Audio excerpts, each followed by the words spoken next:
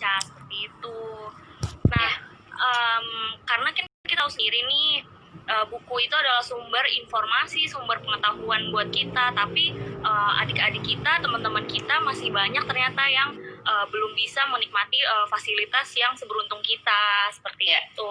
Bisa sendiri gimana nih perasaannya bisa join di Magic of Books?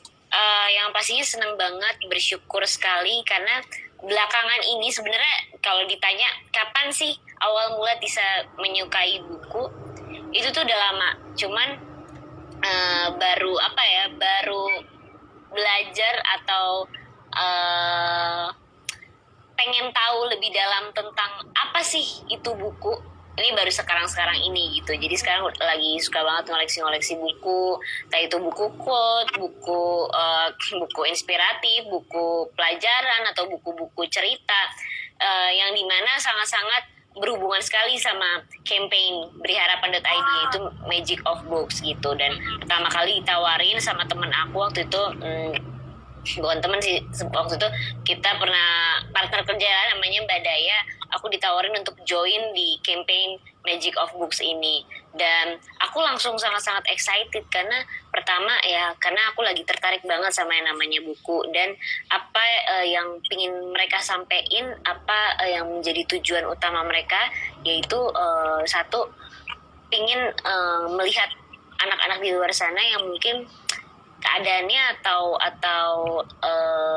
bisa dibilang mereka mungkin nggak seberuntung kita, tapi semangat belajarnya pasti ada gitu. Jadi ketika pertama kali ditawarin, senang, pingin banget support tentang campaign ini dan pingin berbagi kebahagiaan sih sama anak-anak yang mungkin kurang beruntung ataupun followers aku gitu. Jadi mudah-mudahan bisa terinspirasi, bisa termotivasi untuk berbuat baik kepada sesama gitu. Amin. Iya benar banget Tisa, karena kan buku itu sebenarnya salah satu alat kita nih yang bisa kita pakai untuk kita belajar, untuk kita gali informasi, untuk meraih cita-cita kita. Nah sedangkan anak-anak di luar sana kan masih banyak ya yang belum seberuntung kita, yang punya buku, punya perpustakaan dan lain-lain. Nah Tisa sendiri gimana nih? Tisa sendiri punya nggak sih satu harapan atau cita-cita yang besar? Terus gimana sih cara Tisa untuk berusaha untuk meraih impian itu? Ya pastinya ada teman aku, hai Bagas. Ya pasti sih. Setiap orang pasti punya cita-cita, punya impian yang memang ingin sekali mereka capai gitu. Cepat atau lambat, ya pengennya baunya cepet aja. Tapi kan aku rasa semua itu butuh proses, dan dalam sebuah proses itu nggak selamanya mulus. Pasti ada aja rintangan, ada aja tantangan, ada aja masalah yang membuat kita tuh rasanya, aduh kayak gue nggak kuat nih sampai puncak, istilahnya pengen berhenti di tengah jalan. Tapi ya namanya proses harus dijalanin. Ya namanya juga kalau kesuksesan ya nggak selamanya mulus, dan benar-benar harus kita gapai dengan proses itu gitu. Dan cara aku mencapai impian ya ada beberapa hal yang memang aku pengen banget capai tapi belum tercapai gitu. Masih banyak gitu impian-impian aku. Cuman balik lagi ya, tetap berusaha, tetap fokus, tetap berdoa, tetap fokus sama tujuan kita apa nih, awalnya pingin apa, dan cara mencapainya ya dengan usaha pastinya, apapun itu usahanya gitu, asal ya usaha kalian baik dan gak lewat dari batas gitu. Dan jangan lupa juga bersosialisasi sama orang banyak, karena dari situ kita bisa dapat link-link bagus link-link bagus gitu dari lingkungan. Terus jangan lupa selalu belajar sih gitu. Belajarnya dengan apa? Dengan baca buku. Bener banget. Iya, keren banget Tisa. Semoga cita-cita Tisa semuanya tercapai ya. Amin, terima kasih Kak doanya. By the way, aku tadi sempat dengar katanya Tisa mau bikin buku ya. Boleh cerita sedikit nggak sih? Kira-kira apa? Oke, bukunya itu tentang sebenarnya tujuan utama aku ya ingin melampiaskan keresahan atau apa yang aku rasakan gitu sebagai anak muda ya. Ada positifnya juga, ada juga ya kayak curcol-colongan, kadang galau juga. Ya namanya anak muda pasti nggak jauh-jauh dari pertemanan, lingkungan pertemanan, terus sekolah, terus percintaan pastilah dirasakan sama anak-anak muda, anak-anak milenial.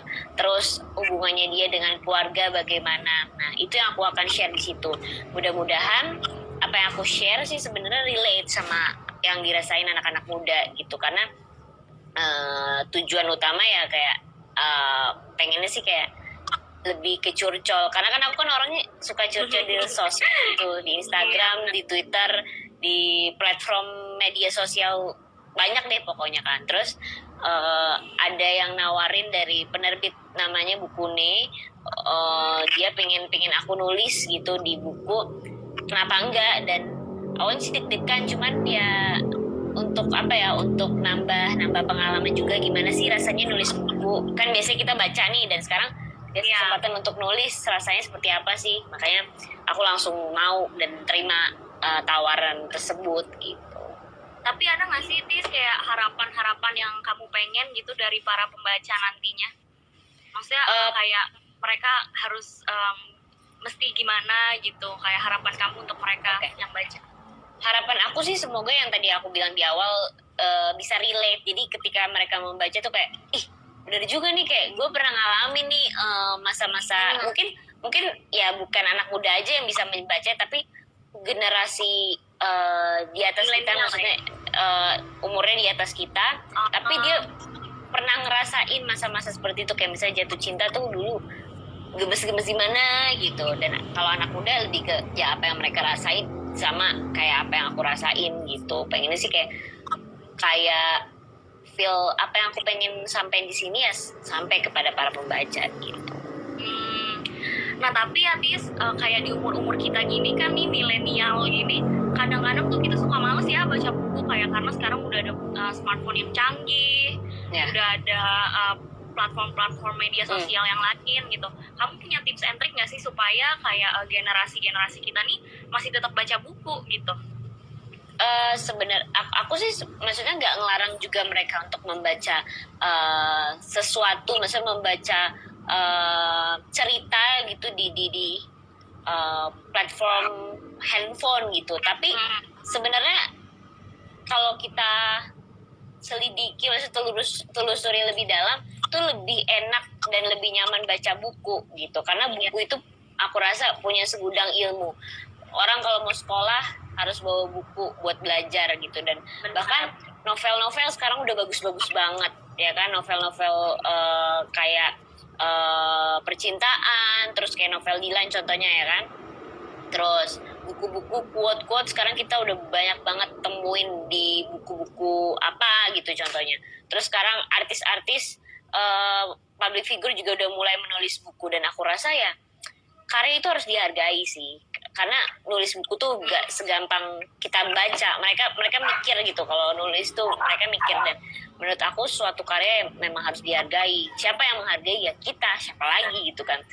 Menghargainya dengan cara apa ya? Dengan cara membaca buku mereka, dengan cara membeli, dengan cara men-share ke sosial media bahwa baca buku asik kok gitu. Bahkan sekarang kayak udah ada buku diary gitu, yang lucu-lucu gitu. Jadi kita bisa nulis nih, kayak ini contohnya nih, aku beli buku yang isinya tuh kayak bisa menghias-hias gitu. Dan itu siapa yang ngarang ya, yang ininya apa namanya, penerbitnya gitu. Jadi kita tinggal hias-hias bukunya. Ini namanya kalau nggak salah apa ya, lupa namanya apa, Mbak, fill the blank space gitu.